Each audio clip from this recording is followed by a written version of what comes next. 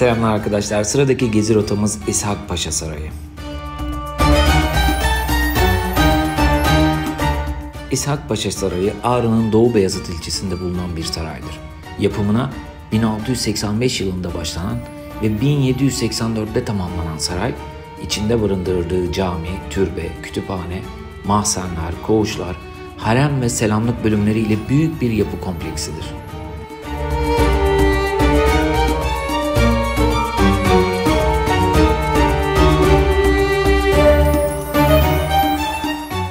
Saray, üç tarafı sarp dik bir tepe üzerine inşa edilmiştir. Sarayın giriş kapısı tepenin yamacında yer alır. Kapıdan sonra saray avlusuna girilir. Avlu iki katlı revaklarla çevrilidir. Avlunun ortasında bir havuz bulunur. Saray, Osmanlı, Fars ve Selçuklu uygarlığının mimari üslubunu bünyesinde toplayan bir özellik taşır.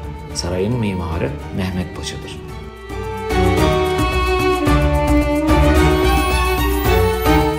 İshak Paşa Sarayı, tarihi ve kültürel önemi nedeniyle 1985 yılında UNESCO Dünya Mirası listesine alınmıştır.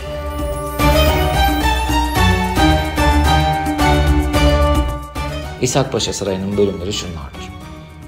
Cami, sarayın en önemli birimlerinden biridir. Caminin mihrabı mermerden yapılmıştır. İçi ahşap oymalarla süslenmiştir. Türbe, sarayın içinde yer alan türbede İshak Paşa ve ailesinin mezarları bulunmaktadır. Türbenin içi ahşap oymalarla süslenmiştir.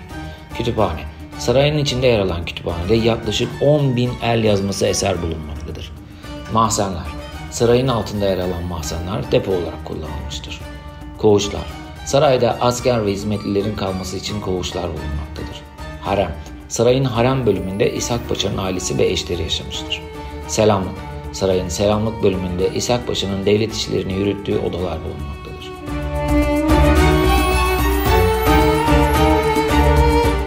İshak Paşa Sarayı, Ağrı'nın en önemli turistik yerlerinden biridir. Saray, her yıl binlerce yerli ve yabancı turist tarafından ziyaret edilmektedir.